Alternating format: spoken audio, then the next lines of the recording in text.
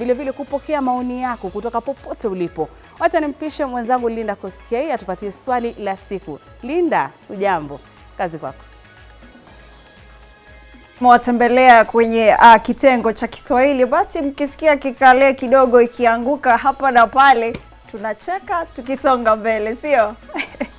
Naam, tumekuwa tukiona rais akizuru maeneo kadhaa kote nchini. Juzi amekuwa kule Mlima Kenya kama ulivyosema, lakini swali kwa Kenya ni kuwa kama rais amewatembelea, umeona maendeleo yote?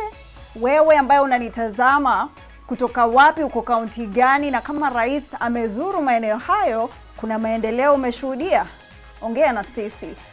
Kutoka mtandao wetu wa kijamii @Kameme TV Kenya, @K24 TV, ongea na sisi tuambie kuna maendeleo uko ulipo. So swali la siku leo ni je, ziara za rais zinaleta maendeleo mahali ulipo? Turudie tena. Je, ziara za rais zinaleta maendeleo mahali ulipo? Ongea na sisi kupitia mtandao wetu wa kijamii Facebook, pamoja na pale YouTube, na kule kokote unaweza wasiliana na sisi. Ongea na sisi. Busara kwako.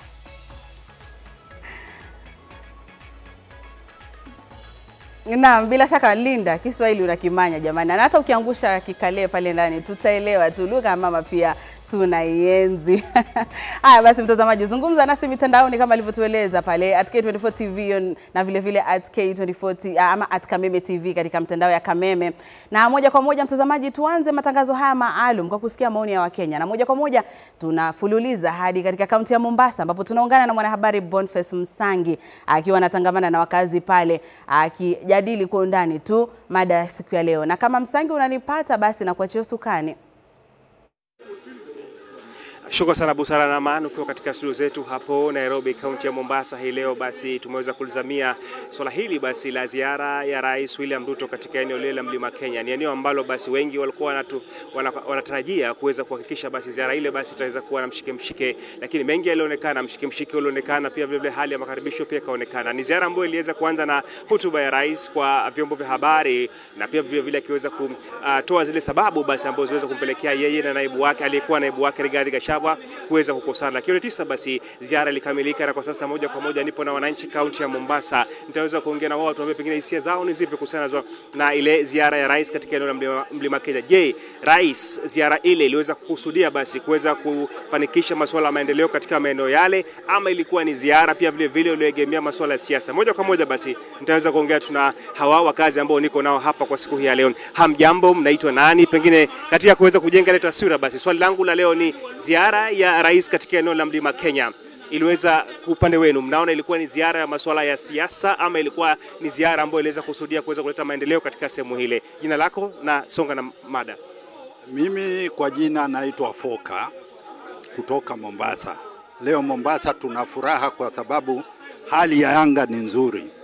Hata kama tumeweka historia kubomoa nyumba kubwa Mombasa, lakini imefaulu. Kivyangu safari ya rais ya kutoka Nairobi kwenda Mount Kenya ilikuwa ni nzuri, lakini mimi bado nalaumu nani? Wale washauri wake.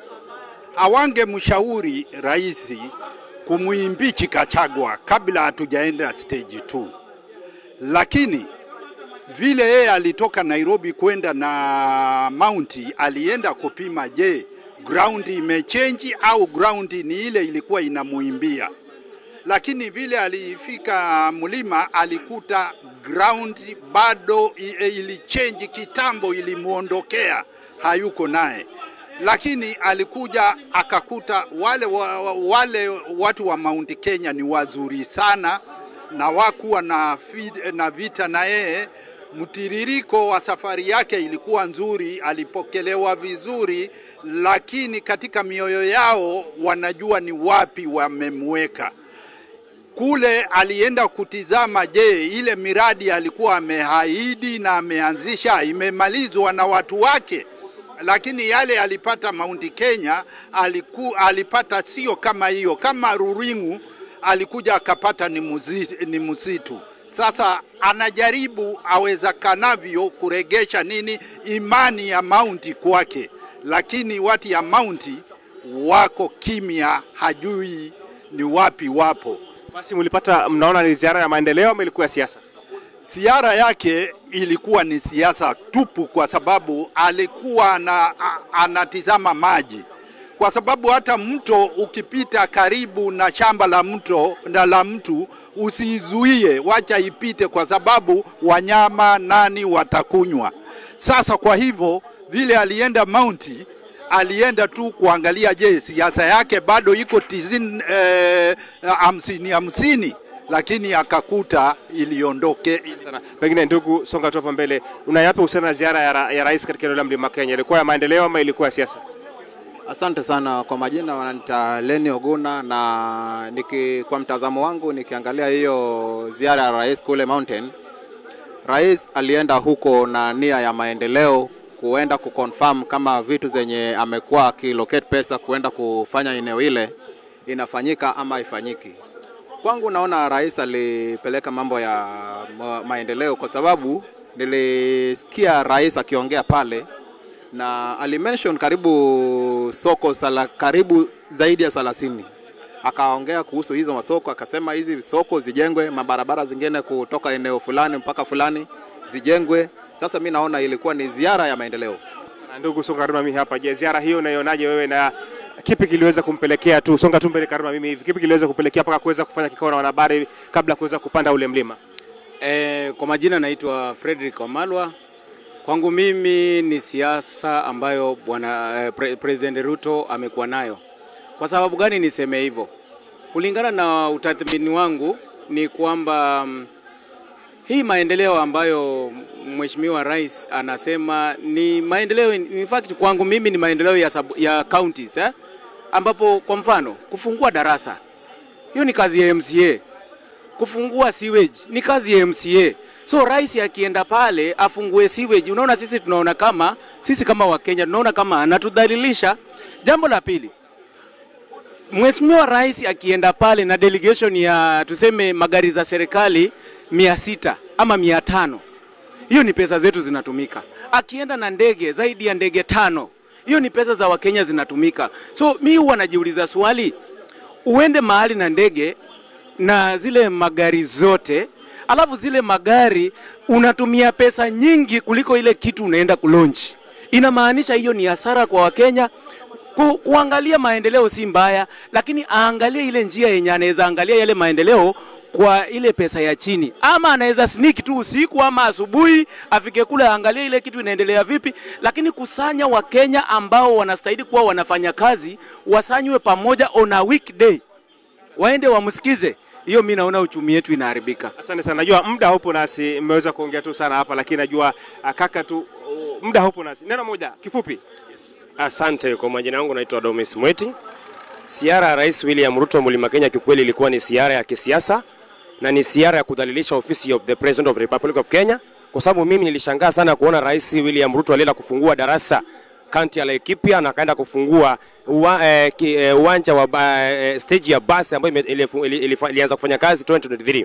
Kwa hivyo kusema kweli, Rais William Ruto mimi naweza mwambia tu apunguze siasa, afanyiwe Kenya kazi, amebakisha tu muda wa miaka 2 peke yake. Asante. Basi ni maoni tu ya Wakenya hawa kutoka kaunti ya Mombasa wakijaribu kudadisi ile ziara ya rais basi katika eneo la Mlima wa Kenya. Kuna baadhi wanasema kwamba ziara ile ilijaa siasa kede, na pia wengine wanasema basi iliweza kupelekea miradi ya maendeleo kwa wakazi wa sehemu ile. Retisa basi nitaweza kurusha matangazo haya moja kwa moja kwa mwenzangu Electin Odera katika maeneo hayo huko hivyo ya kaunti ya Makueni, basi kuweza kuhakikisha anaendeleza mahojiano haya. Kwako Electin.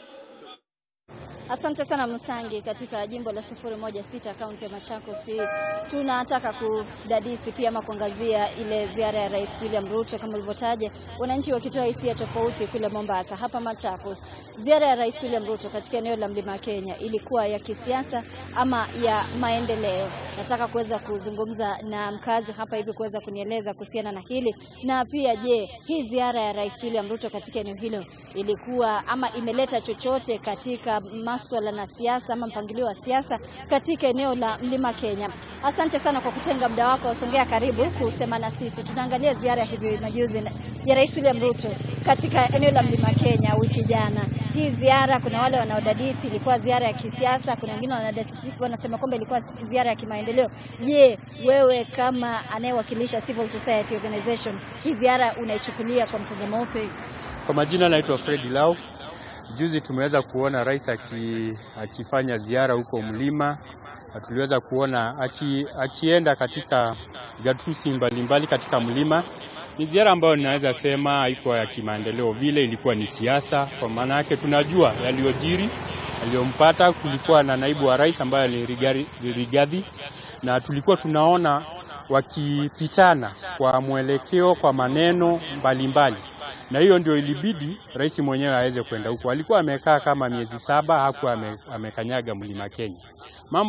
Mambo ya maendeleo, tunao wajumbe ambao wanasimamia ile tunaita National Government Development Fund. Pia tuko na counties ambazo ziko na CIDP ambayo inaonyesha maendeleo ambayo magatuzi zimeweza kupangisha ili ziweze kuendeleza maendeleo katika kila gatuzi. Kwa hivyo hahitaji rais aende kila pahali akipeana ama akipromise watu jinsi ambavyo atafanya maendeleo. Kwa nini? Manake kila kitu lazima ikuwe katika bajeti. Wakati rais anapoenda katika maeneo mbalimbali akisema hii itafanywa, hii itafanywa, hii itafanywa, na tunajua kila kitu lazima ikuwe kwa bajeti. Hayo makadirio ambayo alikuwa anapeana yako wapi? Yalipitishwa na mbunge, na kama yalipitishwa na mbunge, yanastahili kupitia katika idara gani ama wizara gani ama kaunti gani ili iweze kutekelezwa? Ni lazima rais aende kusema hii itafanywa ndio ifanywe. Wakati tulijipatia katiba yetu 2010, katiba yetu inatuonyesha jinsi ambavyo maendeleo inastahili kufanywa kupitia wabunge wetu ambao wako kwa National Assembly. Tuko na wabunge ambao wako katika county assemblies ambao wanafanya public participation, kuulizia watu ni mambo gani ambayo wanataka kufanya. Sasa tunapomuona rais akirudi katika mlima kuanza kusema hii tutafanya, na zile maeneo zingine atatuzunguka vile vile, atatekeleza hayo mambo wakati gani? Tumeona zile mabilioni ameweza kupeana huko kwa mlima. Hayo mabilioni atapeana Nyanza, atapeana Western, atapeana Ukambani, atapeana Coast. Ama ilikuwa tu ni mlima kuwarai wana mlima ili waendelee kumshika mkono wakati wa siasa. Mambo ya rais ni kuunganisha wananchi, si kwenda sehemu fulani kuweza kukagua miradi. Manake ako na mawaziri. Kwa nini wa mawaziri wenyewe ako na ma-PS, ako na ma-engineers? Kwani rais anaenda kukagua barabara, yeye ni engineer? Kwa hivyo wewe unamaanisha nini? Kwa hivyo inamaanisha kwamba rais hafai kuzuru eneo lolote hapa nchini, ama akienda anafaa kwenda kwa lengo gani? Kunayo malengo ambayo anastahili. Yeye ni kiunganishi, is a symbol of unity kama rais.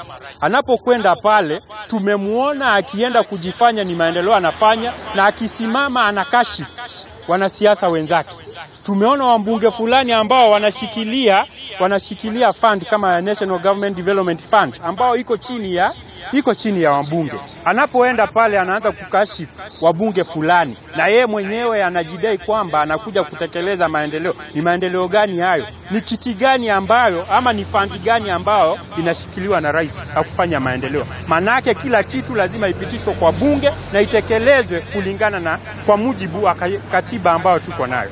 Kwa hivyo mimi sijaona kama kuna kitu alikuwa anapeleka maendeleo pale. Manake tutarudi ile enzi za moyo, wakati ambao kila mtu ilikuwa lazima aende State House ili akaweze kuuliza maendeleo, ili hali wananchi wanafanya public participation, washasema jambo ambalo wanataka, mawizara zinakuja huku mashinani, tushakuwa na vikao mbalimbali kama sisi civil society, tumekuwa na treasury, tumekuwa na hawa akituuliza hapa mnataka tutekeleze nini, hapa mnataka tufanye nini, na tushapeana maoni yetu. Sasa rais mwenyewe anapozunguka anajua venye tulisema tufanyiwe, anaanza kusema hii nitafanya. Labda tu kusema barabara, kuna mambo ambayo tulitajika. Na pia katika mlima tumeona akirelaunch hizo vitu zingine alikuwa amelaunch, kama huko Meru tulikuwa tumeona mambo ya mradi ya majitaka alikuwa amelaunch. Mbona arudi tena kufanya hivyo? Tumemuona pale Laikipia amepelekana na malori ambayo alikuwa yamebeba vikingi za stima. Hizo vikingi pia tuliweza kuziona mpaka Kirinyaga, the same lorries. mbona asifanye jambo ambalo linasikika na achilie wabunge waweze kufanya kazi yao?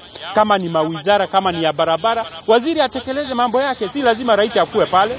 Kama wako na mipango, alituambia ako na mipango. Yeye alisema nini serikali yake iko takuwa na mipango. Tuone hiyo mipango ikitekelezwa, lakini hatutaki kuona yeye mwenyewe saa yote anatupatia hadithi ili hali chini hakuna kitu tunaona inafanya. Kwa sekunde moja kwa sababu ya muda, unadhani kwamba pia hizi ziara zake zimeweza kubadilisha mtazamo wa kisiasa katika eneo la Mlima Kenya, ikizingatiwa kwamba kama ulivyotaja kidogo uhusiano wake na aliyekuwa naibu rais Rigathi Gachagua ulisambaratika? Kwa sababu tuliona baadhi ya viongozi ambao ni waandani wa naibu rais aliyekuwa naibu rais Gachagua wakijiunga katika msafara wa rais, kama vile gavana wa kaunti ya Nyeri nadhani aliweza kukuja na kuweza kuzungumza katika mikutano hiyo.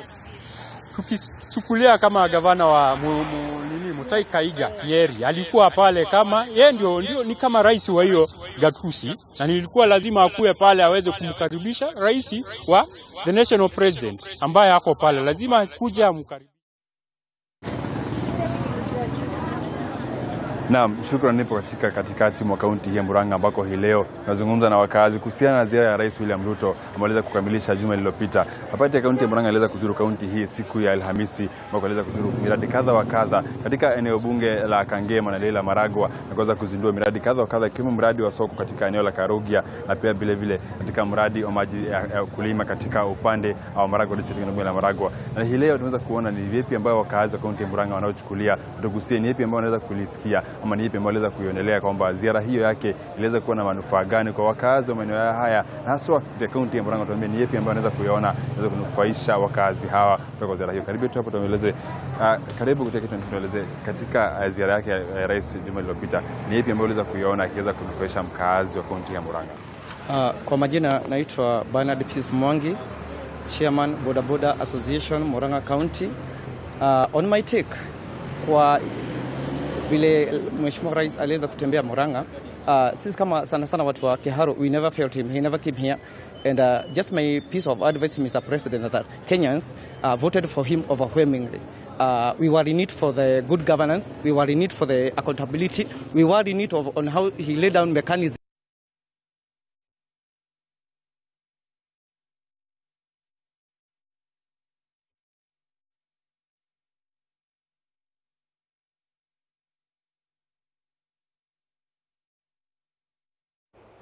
Na mtazamaji, samahani sana, kumekuwa na hitilafu ya kimitambo pale, lakini pindi mambo atakapokuwa shwari, basi toka tunaelekea huko kuweza kupata mengi zaidi, hususan kupata tu hisia za wakazi kuhusiana na mada yetu ya siku. Kuna maswali mengi ambapo tunauliza, je, jukumu haswa ni la nani la kuhakikisha kwamba mkazi ama Mkenya katika kaunti zozote anakuwa na maendeleo?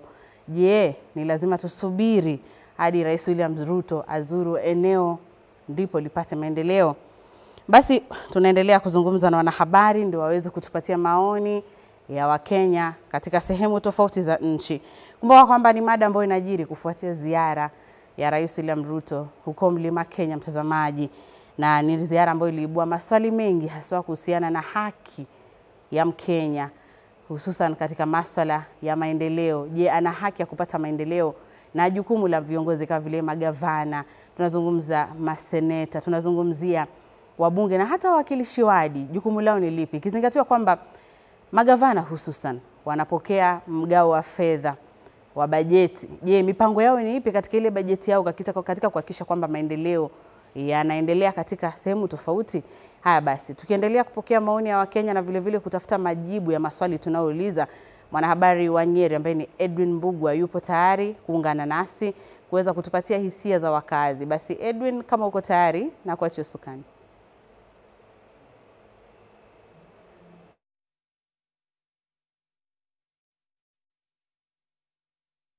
Bila shaka hii leo niko katikati mwa mji wa Nyeri kuweza kuzungumza tu na wenyeji kuhusiana na ziara ya Rais William Ruto ambayo imekamilika siku chache zilizopita ni ziara imefanyika baada ya miezi 6. Ikumbuke kwamba Rais William Ruto alikuwa akiepuka eneo hili tangia kung'atuliwa mamlakani kwa naibu wake Rigathi Gachagua. Hii leo nitakuwa na wahusisha wenyeji kuweza kupata hisia zao ni zipi. Je, ziara hii itaweza kubadilisha siasa za eneo hili ambalo limeonekana kuwa likipinga hasa uongozi wa Rais William Ruto? Kupata tu hisia zao. Je, ziara hii ilifanikiwa ama vile vile rais anahitajika kufanya zaidi, ama je rais amepoteza umaarufu wake katika eneo hili? Ningetaka tu kuweza kuhusisha baadhi yao. Tuanze na huyu, tuzungumza tu kwa jina na utueleze pengine ziara ya rais William Ruto imekamilika, pengine unahisi vipi? Nijaribu tu kuzungumza na mwingine hapa. Karibia tu utueleze pengine hisia zako ni zipi kuhusiana na ziara ya Rais William Ruto. Tuanze tu kwa jina lako. Siwezi. Tu karibia hapa tu niweze kuzungumza na mwingine. Naam, ni swala ambalo tu wenyeji wanaliepuka kuhusiana na joto la kisiasa ambalo linaendelea hapa. Nizungumze na mwingine hapa. Karibia hapa tu huyu nizungumza naye mwenyeji hapa. Naam, karibia hapa, tuanze kwa jina lako na utueleze pengine unahisi vipi kuhusiana na ziara ya Rais William Ruto katika eneo hili, pengine itabadilisha mwelekeo wa kisiasa? Mimi naitwa kiongozi wa Mount Kenya, mimi ni Bwana Genesis. Kulingana na ile siasa iko hapa Mount Kenya, sasa watu wana focus na about maendeleo. Sababu rais wakati alikuja hapa alituambia barabara ya Mau Mau itaisha. Na sisi tunajua hiyo barabara itaisha. Rais kitu alituahidi, tunajua atatenda. Akatuambia atatengeneza mambo ya SHA kwa sababu ni kitu aliahidi wananchi. Na sisi tunajua kile chochote rais alituambia yote itatendeka. Akatuambia mambo ya kiwanja ya Nyalifu ya ndege itajengwa na itamalizika. Akatuambia mambo mingi na sisi kile tunataka kusema ile yote rais ametuabiria, tafadhali tufanyie. Sisi watu ya Mount Kenya, sisi watu Mount Kenya tunataka maendeleo. Hatutaki mambo ya siasa. Unahisi kama ziara hii itabadilisha mwelekeo wa kisiasa? Kulingana na ile maendeleo watu wataona. Kwa sababu watu wanaendaka kuchaguana na wanachagua viongozi ili viongozi afanyie kazi. Kama viongozi wale wako kwa uongozi watafanya kazi, siasa itaenda hivi, ikienda hivi itarudi kwa laini. Lakini kazi ikikosa kufanyika, bado siasa itakuwa juu. Siasa inakuja kwa sababu wananchi wanakosa kuona maendeleo. Lakini maendeleo ikiingilia na maendeleo ifanyike, mambo itakuwa sawa. Pengine unahisi kama ziara hii ilikuwa ziara ambayo ilifanikiwa? Unajua hii imefanikiwa juu sababu rais akona ruhusa ya kwenda kila mahali kwa hii Republic of Kenya. He is the president of the Republic of Kenya and he can move everywhere. He has the right. So mimi sioni shida. Rais akikuja atuambie hii atufanyie, akuja atufanyie hii na hii na hii na hii. Sisi watu ya Mount Kenya hatuna shida, tunataka maendeleo. Juu siasa hakuna wakati tutaekelea siasa kwa meza tuikule. Sisi tunataka hospitali ipate dawa, barabara iishe, security iwe sawa. Kama kiwanja ya Nyalifu ya ndege itengenezwe iishe, kama barabara ya Mau Mau itengenezwe iishe. Hiyo maneno yote ikifanywa, mambo itakuwa sawa. Vile vile tuliweza kuona visa ambavyo baadhi ya viongozi walikuwa wakizomewa katika kaunti ya Nyandarua, kaunti ya Embu na maeneo mengine tu. Pengine unasema vipi kuhusiana na matukio hayo? Mimi nataka kuomba viongozi wale wako nchi ya Kenya ambao walishaguliwa na Wajiko kwa njia ambayo ni njia ya heshima, wakiwa wamependwa na Wajiko, waheshimu Wajiko. Mambo ya kuenda kusimama kwa gari na kutusi Wajiko ama kuongea mambo ingine unaongea na kifua, hiyo haitafanya mtu jina yake iwe juu ama iwe nini. Mimi naomba viongozi wote na tuheshimiane. Wananchi waheshimu viongozi, viongozi waheshimu wananchi. Hiyo ndio kitu ile tunataka. Sisi hatutaki ate hii na ile. Hiyo yote itakuwa ni mambo bure. Tunataka viongozi waheshimu raia na raia na waheshimu viongozi. Lakini viongozi wakiendelea kukosa kupea Wajiko heshima, utakuta huyo mtu ambaye hapei Wajiko heshima hata yeye amepigiwa makelele. Kwa sababu kile ambacho unaekelea kwa Wajiko ndiko utakula. Ukiekelea mawe expect kukula mawe. Ukiekelewa nyama utakula nyama. Lakini huwezi ekelea mawe kwa jiko uende upate ni nyama iko hapo. Kwa hivyo mtu kile anapika awe tayari kukikula. Lakini mimi oblagu kama mwananchi wa kawaida ni kuomba viongozi waheshimu Wajiko. Wasikuwa wanaongea maneno ovyo ovyo bila kujali wananchi, kwa sababu wakati viongozi wanapigana wanaleta tatizo kwa nchi hii yetu ya Kenya. Na sisi tunataka viongozi wote wawe kitu kimoja. Sisi Kenya hii tunataka amani. Hatutaki mehemehe ama mtu ako na hii ama wewe uko na hii. Sisi tunaabudu Mungu mmoja, Mungu aliye mbinguni, mwenye ule alitupea uhai, akatupea kila kitu. Hatutaki mtu ya kuja kujifanya yeye ni huyu, yeye ni huyu. Na ndio mimi napendaga rais akisema, juu rais anasemaga hivi, Kenya ni moja na sisi ni watu moja. Tukae kwa amani na tukae bila shuki. Pengine una imani, tukihitimisha tu, una imani kama miradi ambayo rais aliweza kuzindua katika maeneo mbalimbali tu eneo hili atatekeleza? Mimi najua atatekeleza. Sababu nimejua rais miaka mingi iliyopita, nimejua wakati wa Uhuru na walikuwa hapa wakati na walikuwa na Uhuru wakati ile walikuwa wanaongoza, na sasa yeye ndiye rais. Kwa hivyo wakati ile mambo yote ametuabiria, mimi niko na amani. Mimi ni mtu ya amani. Mimi sio mtu ya kupoteza amani haraka haraka. Mimi ni mtu ya amani. Mtu akisema ataninunulia Prado, mimi kazi yangu ni kuomba Mungu ampe amani na ampe kazi na ampe uwezo ya kufikisha mimi nipate hiyo Prado. Kwa hivyo ile kitu yote president ametuahidi kama watu wa Mount Kenya. Sisi kama watu wa Mount Kenya ni kumuombea Mungu ampe nguvu na upendo, na sababu mimi najua rais yako na roho kubwa, najua atafikisha hiyo mambo yote. Na mimi naombea Mungu, naombea rais Mungu amsaidie kutenda yale yote ameabiria wa Kenya wote, sana sana watu wa Mount Kenya, na ninajua maendeleo itakuja hapa Mount Kenya kwa sababu sisi ni watu wa amani. Naam, asante sana. Kama ulivyosikia, hizo ni kauli tu za baadhi ya wenyeji wa kaunti ya Nyeri wakisema kwamba iwapo rais atatekeleza ama viongozi walioko uongozini hivi sasa wataweza kutekeleza maendeleo, huenda basi siasa ama mwelekeo wa kisiasa katika eneo hili ukabadilika. Kutoka hapa katika kaunti ya Nyeri, mimi ni Edwin Mbugwa, sina la ziada. Na asante sana Edwin Mbugwa kwa taarifa hiyo kutoka Nyeri. Na moja kwa moja basi tufululize hadi katika kaunti ya Nakuru ambapo tunaungana na mwanahabari Mumbi wa Mbugu, naye anatangamana na wakazi pale kujua hisia zao. Basi Mumbi, na kuachia usukani. Shukran sana Busara. Kwa kweli mimi sitazungumza mengi kwa sababu wakazi wa Nakuru na vile vile tu baadhi ya viongozi hapa kaunti ya Nakuru wako ange kuchangia mada ya leo tu na kutoa hisia zao tu kwa ujumla kuhusiana tu na ile kuzuru tu kwa Mlima Kenya tu. Na bila kupoteza wakati ningependa tu kuwakaribisha, karibuni kwenye runinga ya K24. Tutaanza na wewe dada Sumta, utatueleza jina lako, karibia tu. Ile ziara ya Mlima Kenya labda iliweza kuwafaa wa Kenya na haswa wale wa Mlima Kenya? Asante sana Mumbi. Kwa majina ni Asumta Wagoi wa Muiruri. Mimi ni mwanabiashara katika Nakuru County na vile vile kiongozi na mkaazi wa county hii.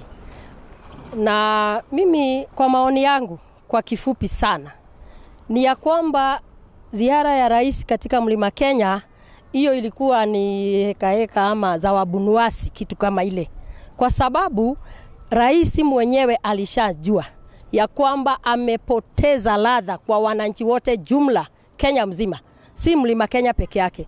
Na pia alijua ya kwamba kitendo amevyo kitendea watu wa mlima, kufuta wafanyikazi ama watu wetu wa mlima, kuwafukuza katika serikali yake kila wakati, akajua hasira na kero ambayo tuko nayo kama watu wa mlima, akafikiria ya kwamba kukwea katika mlima itampa suruhu. La sivyo. Mr. President, we are very sorry.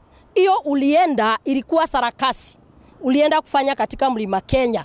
Na tulisema wewe tembea huko, peleka pesa zetu za ushuru huko, na wale wa huko washatupasha habari ya kwamba mlikuwa mnawalipa wengine 5,000, wengine 2,000, wengine 10,000 na ni pesa yetu ya ushuru. Number 2, hakuna kitu ulienda huko kuzindua mpya.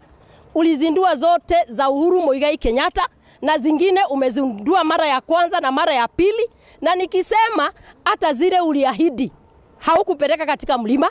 Mulienda kufanya sarakasi hapa Kiambu na mlikuwa mpeleke huko mashini za maziwa na hamjawahi peleka, na saa hii hata hapo Kiambu, did you talk about that? Kwa hivyo wewe ulikuwa unaenda hapo kutuchezea kama watu wa mlima. Wacha nikupashe nikuambie hivi. Sisi watu wa mlima haujaosha matope ulio nayo kwa sababu wewe uko na matope imekujaa. Lakini wacha tukuambie tunakuangalia tunacheka kwa sababu unafikiria sisi ni wajinga. Watu wa mlima sisi kuongea kwetu ni vile uliona watu wanakuja na ukitaka kuongelesha hawa na hao viongozi uliowabeba wale ni puppets wako wanapigiwa kelele. Hiyo ndio mawe yetu katika mlima. Kwa hivyo hiyo kelele ulipigiwa na hao wabunge uliokwea nao mlima, ujue hiyo ndio mawe ya watu wa mlima. Ya pili, sisi mlima tushakubali kuwa opposition. Kwa hivyo usitusumbue na kushinda ukikwea mlima ukishuka ukikwea ukishuka. Hakuna kitu umeongeza. Na hakuna kitu umejiongeza. By the way, you have lost. You have lost. Ni heri ungekaa. Ukae tunatena na kuuliza aje Mr. President. Ni lazima upige tarubeta ya kwamba unakwea mlima. Mara ngapi umepiga tarubeta unaenda Kisumu? Mara ngapi umepiga tarubeta unaenda Mombasani? Kwani mlima ndio iko na nini? Kila saa mlima, kaa kwenyu hata wewe uko na kwenyu. Na wewe ni president wa Kenya. Shukran. Kusumbua mlima, wewe fanyia wana Kenya wote jumla kazi, wacha kutenganisha watu wa mlima na makabila mengine. Shukran. Wacha tuweze kuungana tu na mkazi mwingine na vile vile tu kiongozi hapa kaunti ya Nakuru. Karibu sana kwenye runinga ya K24. Tuliona miradi imeweza kuzinduliwa katika maeneo tofauti tofauti. Unaona kana kwamba Rais William Ruto ataweza kuweza kutekeleza miradi hii? Kwanza naitwa Wajef, mjumbe wa wadi ya Menengai hapa Nakuru Town East. Na hasa swali ambalo umeniuliza nitalijibu kwa kifupi kusema ya kwamba rais, kitu ya kwanza ukae ukijua ya kwamba mlima ni telezi. Na sio vile labda unaambiwa na wale wajumbe ambao wanakufuata ya kwamba ati mlima watu watarudi, itakuwa ngumu kwako. Kitu cha kwanza, wewe mwenyewe ulikuwa umetuahidi, ukatupea mambo mengi ambao ulituahidi ya kwamba utafanya. Na hasa ndio unaona mpaka majina umebadikwa majina mengi. Na ndio ukasema siku ingine ya kwamba utataka kufikisha majina 10. Ukweli ni ya kwamba watu wa mlima wamechoka na uongo. Sisi tulikuwa tumekupea nafasi, tukakupea mtu wetu tumfanye kazi na yeye. We mwenyewe ukakaa na watu yako mkaona ya kwamba mtu yetu hafai na mkamtoa. Nasi tukasema kama watu ya mlima sisi hatuna neno, sisi hatutakurushia mawe, tukasema karibu. Ni vizuri kwa vile kila mtu upande wa mlima kitunguu kilinuka. Watu walikula vizuri, lakini ukae ukijua ya kwamba jaa ya siku hiyo tulipoesha. Lakini hasa ukae ukijua ya kwamba kura upande wa debe hutapata ngo. Watu wameondoka na wakasema sisi wacha tukae opposition. Wewe fanya kile unataka kufanya na sisi. Peana nafasi zote za kazi zile unataka kupeana. Lakini ukae umekaa ukijua ya kwamba mlima imekuwa telezi. Na hii hautapanda 2027. Hiyo ni ukweli. Sisi karoho zetu sisi hatutakupiga mawe ama tukurushie maneno. Sisi tulikuambia ile pesa yetu ya ushuru turudishie tukule. Lakini siku inafika ambao tunagoja ya kupiga debe. Sisi hautapata kitu chochote upande wa mlima.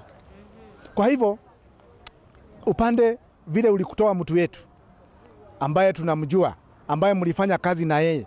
Na yeye ndiye anajua, ukiona ya kwamba yule ambaye tulikuwa tunaita crocodile anatuambia kwamba yule mtu ambaye naye anaitwa nani hipopotama na wanakaa ndani ya maji akikwambia kwamba crocodile huyu tunajua vile anafanyaga kule kwa maji. Sasa sisi tumekuelewa ya kwamba kule kwa maji yale maneno yote mlikuwa mnafanya tunayajua, na sisi kama watu ya mlima hasa hatutarudia tena pahali tuliumwa na hatutarudia tena.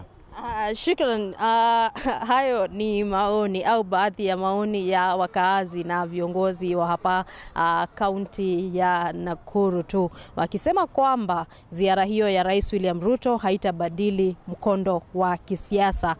Kutoka hapa kaunti ya Nakuru, jina langu ni Mombi wa Mbogo, na sasa tuelekee katika kaunti ya Kisumu ambapo J Guma yuko ange kuzungumza na wananchi. Shukran sana Mumbi kutoka kaunti ya Nakuru. Hapa katika kaunti ya Kisumu pia tunatangamana, tuna baadhi ya wakazi ili tuchukue tu maoni yao ama tujiunge na mjadala wa leo, tusikie tu hali ya ziara ya rais kule Mlima Kenya kuliendaje, na miradi mbalimbali ambazo alizindua zina ushawishi wowote. Hebu tusikie tu wakazi wa Kisumu wanasema nini kuhusiana na hayo, na pia kama vile ni mradi inafaa iletwe kwa sababu mtu anaunga serikali mkono, ama mradi inafaa mwana Kenya wowote afaa kupata mradi mbalimbali juu yeye ni mlipa ushuru. Haya, tunaanza hapa, anza na majina yako, alafu tuelezee tu ziara ya rais, kuna ushawishi wowote ilikuwa nayo wakati rais alienda kule Mlima Kenya? Kwanza nashukuru sana. Mimi kwa majina mimi naitwa Joshua Weno. Mimi ndio chairman la bunge la wananchi Kisumu County Information Network, Bunge Power. Kwa maoni yangu kuhusu ziara ya rais kule Mlima Kenya, wakati rais alienda katika kufanya ziara yake katika kule Mlima Kenya, mimi naweza sema ya kwamba wakati wa uchaguzi mwaka iliyopita, sasa ni karibu mwaka 2.5, na tunajua vile maneno ilikuwa wakati mambo ya finance bill ilikuwa naleta maneno. Hiyo ndio maana nilileta mfurugano katika serikali, mpaka wale ambao walikuwa wameungana na rais kama ule hata naibu wake Bwana Gachagua walifurusana naye mpaka akafukuza Bwana Gachagua na kaweka Bwana Kindiki Kithure. Sasa wakati Bwana rais alienda kule Mlima Kenya, rais hakuenda pale kwa sababu anaenda kufanya maendeleo. Kitu tunajua rais alienda kule na Mlima Kenya kuangalia ni wale wananchi ambaye walipigia yeye kura wakati wa uchaguzi mwaka 2022 bado wako na yeye ama wako na yeye. Na hata wakati alienda pale lazima alibeba kitu ya kwenda naye. Ndio maana bwana rais alibeba kitu ingine kidogo kama kitoweo ya kuonyesha wale wa jamaa ati yeye amekuja na maendeleo, lakini ya kwamba sisi kama wananchi tunaona bwana rais hakuenda pale kwa shauri ya maendeleo, lakini hakuangalia jinsi. Wacha tuchukue maoni ya mwingine hapa. Yes. Wewe unaonaje ziara ya rais kule Mlima Kenya, unashawishi wote kisiasa kwa watu wa Mlima Kenya? Kwa majina anajulikana kama Nation Mando. Mimi kwa upande wangu ninapoona ziara ambayo rais alienda Mount Kenya, kwa upande wangu naona ni kama rais ile wakati walipokuja wakakosana na naibu wa rais alichukulia hiyo advantage kwenda kuona wale watu ni kweli wale watu wako na yeye ama wako na aliyekuwa makamu wa rais. Hiyo ziara ukienda Mount Kenya unapata wananchi wamekuwa kilalamika, rais amekuwa akiwaahidi ndawafanyia hiki, na kuna zingine ambazo hajatimiza. Sasa ziara ya rais kwenda Mount Kenya ilikuwa tu kwenda kujipeleka huko, kwenda kujitakia. Ni hayo tu. Haya, tupate maoni hapa, tuambie miradi za maendeleo inafaa ikuwe inakuja kwa sababu mtu anaunga serikali mkono? Okay, kwa majina naitwa Morris Obiero, mkaaji wa Kisumu. Ningeomba nafasi tu kidogo tuzungumzie ziara alafu ndio turegee kwa maendeleo. Kwa dakika chache. Okay, ziara ya rais huko Mlima Kenya huko, according to me ilifana. Ilikuwa ni ziara ambayo ilikamilika. Liona alienda huko, watu wa mlima walimkaribisha, asikia? Na yale ambayo alikuwa ameahidi kwamba ataenda afungue, azindue, afanye, alifanya. Okay, tukirejelea sasa kuhusu maendeleo atika kama una support serikali ama agenda ambayo unafaa fanya, hapana. Maendeleo inafaa ifikie kila Mkenya ipasavyo kulingana na nini mujibu wa katiba yetu vile inavyoongea. Yes, so sioni ni shida yote hapo, but tuambiane ukweli. Tuambiane ukweli, wasikia? Wakati umeitwa ufanye kazi na serikali, bosi wako ile sambo amekuchukua ufanye naye kazi, ni wewe na familia yako ndio una benefit, si ati wananchi. So ile sambo bosi wako amekufukuza kazi, acha kuingiza the whole community. So please tuache siasa ya community. Aya, shukran. Naarifiwa muda wetu umekwisha. Wacha nirudishia ushukani mwenzangu Simwa. Simwa, ukinisikia ushukani ni kwako. Naam, Guma, na sisi tupo katika jiji la Eldoret kutaka kusikia tu maoni ya wenyeji wa hapa kuhusiana na swala la maendeleo hapa nchini. Swala la kimsingi ambalo tunawauliza wakazi wa kaunti wa Uasin Gishu ni nini ambacho kinafaa kuwa kigezo cha ugavi wa maendeleo hapa nchini. Je, ni msimamo wa kisiasa wa kimaeneo ama ni haki za kimsingi kama inavyoelezwa katika katiba kwamba kila Mkenya ana haki ya kupata maendeleo hasa kutoka kwa serikali ya kitaifa. Niruhusu niweze kuzungumza tu na wale ambao wameweza kutenga muda wao kuzungumza nasi. Kama ulivyosikia katika utangulizi, swali ambalo tunauliza ni nini ambacho kinafaa kuwa kigezo cha kugawa maendeleo katika taifa. Ni miungano au mirengo ya kisiasa wanaunga mkono serikali, au ni dhana tu kwamba kila Mkenya ni mlipa ushuru basi ana haki ya kupata maendeleo? Na unadhani kwamba hilo linafanyika kwa namna mambo yanavyoendelea kwa sasa? Asante sana bwana Simu, anaitwa Jory Mokelo. Nataka niseme ya kwamba kila ambacho ni lazima tujue kama Wakenya ni kwamba kulingana na katiba lazima tufuate katiba, na maendeleo ni haki ya kila mmoja. Ni haki ya Mwanakenya yote yule ambaye analipa ushuru, awe yako sehemu gani ya Kenya, awe yako Turkana, awe yako Mandera ama wapi kule, ni haki yake ya kwamba hakikisha ya kwamba amepata. That is why we are having in the constitution equity and equality, ya kwamba kila mmoja ya kwamba hakikisha ya kwamba amepata maendeleo jinsi ambavyo, si ya kwamba yule ambaye alipigia serikali kura ndiye anapata maendeleo na wala ambao hawakupiga pengine kwa kudhania tu ya kwamba wasije wakapokea ile maendeleo. Kwa hivyo hii ni jambo la kusisitiza ya kwamba lazima tufuate katiba. Kama katiba imesema kwamba kila mmoja lazima apate maendeleo, ni jinsi ambavyo pia katiba inasema kwamba elimu ni haki ya kila mmoja. Kwa hivyo elimu, masomo, maendeleo, kila chochote kile ambacho tunazungumzia ni haki ya kila mmoja ambaye anaishi Kenya, na awe analipa ushuru ama asilipe ushuru, so long as you are born within the boundaries of Kenya and you are a citizen recognized by the Constitution of Kenya, you deserve to get the development. Unadhani kwamba katika miaka yote tangu taifa lilipopata uhuru wake hili linafanyika hivyo? Haijakuwa ikifanyika hivyo, na ni vizuri kusema kwa sababu mimi ni kama ninakaa hapa ni mkazi wa Eldoret, lakini nimetoka sehemu za Nyanza, na tunapata kwamba sisi wale ambao tumetoka sehemu za Nyanza, Siaya, Homa Bay na Migori tumekuwa tukilegea nyuma kwa sababu hatujakuwa ndani ya serikali kulingana na dhana ambavyo tumekuwa katika opposition. Kwa hivyo kila ambacho tumekuwa tukipata kuanzia mwanzoni hadi tangu tupate uhuru wa Kenya, wale ambao wanatoka katika sehemu za Nyanza hatujakuwa tukipokea maendeleo. Kwa hivyo imekuwa ya kwamba kuna ubaguzi fulani, ya kwamba mtu anapotoka sehemu fulani pengine kwa Nyanza na kuna dhana ya kwamba hakupigia serikali hiyo kura, atakani ya kwamba apate maendeleo. Lakini ni kila ambacho tunataka tukatae kabisa, ya kwamba Mwanakenya yule lazima awe anapata maendeleo kulingana na pale ambapo anatoka. Labda niweze kusikia tu hisia zako, nini inafaa kuwa formula ya kugawa maendeleo hapa nchini? Kuunga serikali mkono ama haki kama mlipa ushuru? Asante sana. Kwa majina naitwa Moses Maina.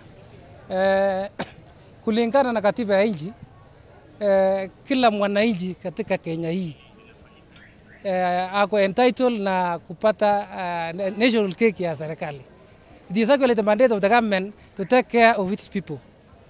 Since we are all taxpayers. And since nataka niwaambie hapa hawa waheshimiwa wenye wako huko juu kwamba tumewaandika kazi. Ni kazi tumewaajiri. Na ni kama hawaelewi kwa sababu ni sisi ndio tunawafanya wanakaa kwa ile maofisi kubwa kubwa na watembea na magari kubwa kubwa. Another thing is nikimalizia ni kwamba nataka niambie serikali kwamba Central Bank wa reduce ile interest charges from 10.5% to 8%. Alafu hii commercial banks wa reduce kidogo ndio raia wapate pesa. Alfred Maina, kama utakuwa unanipata, fursa ni yako kuweza kutueleza yale ambayo wanayo kuyasema wakazi wa kaunti ya Murang'a. Naam, shukrani sana Simu. Nipo katika kaunti ya Murang'a, ange na wakazi waweza kuyasikia ni yapi ambayo hapo na kuhusiana na ziara ya rais. Tunaweza tu kusikia tu yako, karibu tu hapo, kwa kifupi tu tuelezee labda kama mkazi wa Murang'a una yapi kwa ziara hiyo? Kwa majina naitwa Bernard Peace Mwangi, Chairman Boda Boda Association. Kwa maoni yangu kuhusu kuzuru kwa Mheshimiwa Rais kwa wakati, mimi ningeonelea haikuwa inafaa juu zile hali alituahidia during the last election bado hazijatimia. Sasa zile ni zingine ametuletea na bado tuna taswishi kama zitatimia. Mimi ningeomba tu afanyie kazi kwa ofisi, then we fail his action, not to hide his actions. Thank you. Tusikie sasa karibia tu kuelezea jina lako kama mkazi wa Murang'a, unaipi kuhusiana na ziara yake ya Rais William Ruto? Okay, jina langu naitwa Wino wa Kinyona. Mimi ni mwanafunzi katika kidato ni katika University ya Teknolojia ya Murang'a. Ningetaka kusema ziara ya Rais William Ruto katika ziara yake ya Mlima Kenya haikuwafikia malengo ambayo wana Mlima Kenya walikuwa wanatarajia. Lakini yeye mwenyewe alifikia malengo yake ya kisiasa kwa kuwa alikuwa anataka kuleta chenye tunasema kwa kimombo political statement. Alikuwa anataka kuonyesha yani yeye ana makali ya kisiasa ila si kuleta maendeleo yenye wananchi wa Mlima Kenya wangetarajia. Shukrani sana. Msikie pia sehemu zako karibia tu hapa. Tukusie jina lako kama mkazi wa Murang'a, unaipi kuhusiana na ziara yake? Jina langu ni Anet Kihara. Maoni yangu ni kwamba ziara hii ya rais haikuwa ziara ya kimaendeleo bali ilikuwa ziara ya kisiasa kwa sababu alihusisha idara ya polisi kama vile Douglas Kanja mkubwa wa wanapolisi Kieni alimhusisha katika mambo ya siasa, na tunajua kwamba idara ya polisi ni idara tegemezi independent. Shukrani sana. Na unaweza kusikia kwamba hizo ni baadhi tu za wakazi wa kaunti ya Murang'a kuhusiana na ziara yake William Ruto katika kaunti ya Murang'a juma lililopita. Masuala ambayo aliweza kugusia ni kwamba masuala ya maendeleo, inaweza kusikia ni yapi ambayo wakazi hao wanaweza kuyasikia. Lakini kutoka katika kaunti ya Murang'a na Lushekoko Linda Koskei studio. Asante sana Alfred Maina kutoka Murang'a. Na basi tunaendelea kuangalia jumbe ambazo Wakenya wanazidi kututumia kwenye mitandao yetu ya kijamii pale Kameme TV Facebook, Kameme TV Kenya, na pale K24 TV, na pale X ni K24 TV pamoja na Kameme TV. Utatupata kwenye mtandao wa Kameme TV Kenya. Na swali Wakenya wanajibu ni je, ziara za rais zinaleta maendeleo mahali ulipo? Basi tuangalie Wakenya wanasemaje. Wanaendelea kutoa hisia tofauti. Ziara za rais hazileti maendeleo yoyote halisi. Wakati rais anatembelea kuna shughuli za muda mfupi, lakini baadaye kila kitu kinarudi kwa hali yake ya awali. Hatuoni mabadiliko ya kudumu. Huyo ni John Mwangi. Tupate kuangalia nani mwingine. Mary Wamboya anatueleza kuwa ni vigumu kusema ziara za rais zimeleta maendeleo kwa sababu mara nyingi tunashuhudia misaada ya kifedha na miradi midogo tu, lakini hakuna mipango ya muda mrefu ya kuboresha maisha yetu. Kazi yake ni ahadi na uongo. Mary Wamboya huyo. Peter Otieno naye anasema mambo hayaendi mbele na wananchi wanaendelea kuishi katika hali ngumu. Alipeleka baba pande yake ndio atukalie chapati. Ama ndio maana anataka kuleta mashini ya chapo. Well, Peter, hata sisi tunauliza hiyo swali. Grace Kinyi naye anasema kwa mtazamo wangu ziara hizi ni za kuonyesha picha nzuri tu kwa dunia, lakini zinashindwa kushughulikia changamoto kubwa zinazokumba jamii yetu kama vile ukosefu wa ajira na huduma bora za afya. SHA bado haisaidii.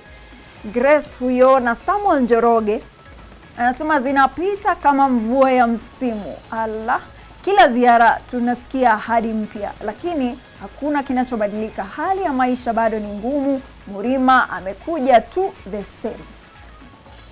Well, tusikie. Sijui kama mwelekezi wangu Jackso bado kuna jumbe. Basi Esther Karanja, tunahitaji miradi endelevu na mpango wa kufanya kazi pamoja ili kuona mabadiliko halisi, si tu ziara za kisiasa.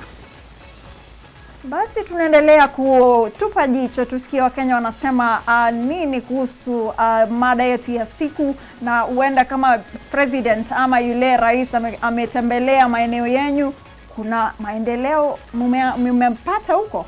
Basi tuchukue mapumziko mafupi, tutarejea baadaye na mengi.